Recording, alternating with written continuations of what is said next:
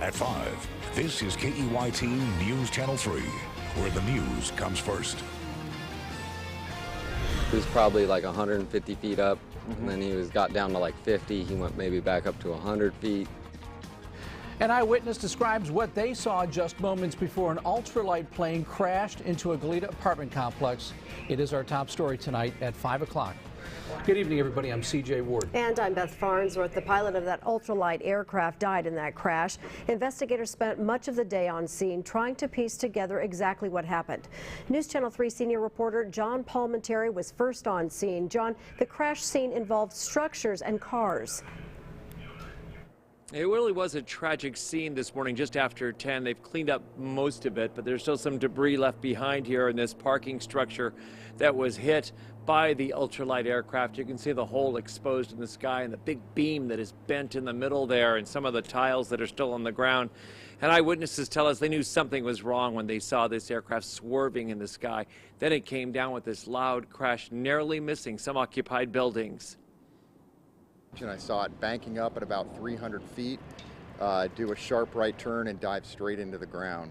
A fatal ultralight crash in a Goleta apartment complex happened suddenly just after 10 a.m.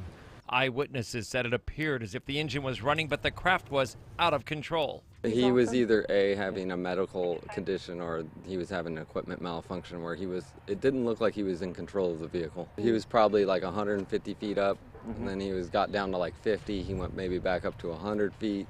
The impact points at the Willow Springs apartment off Los Carneros included the roof of a parking structure, an SUV, and finally, the craft stopped on the side of a new Maserati. Debris was over a wide area, including parts of the structure and pieces of the aircraft. An eyewitness said even though the aircraft came down in this parking area, he believes the pilot was actually trying to get to this open field in the center of the apartment complex. The sheriff's department was on scene in 1 minute, and those at the complex were trying to save the pilot's life if they could. And they ran over and tried to assist as well, but it was obviously there wasn't much they could do. He was still partially strapped inside of his aircraft. There was some bystanders apparently trying to render aid, but unfortunately he was pronounced dead. The National Transportation Safety Board will determine what led to this crash. Those who live and work here say it was a rare sight to see an ultralight, and the craft appeared to be in new condition. You knew it was kind of odd that it was flying around and figured that it's close enough to the airport that maybe he was getting back, but it appeared for sure he was out of control.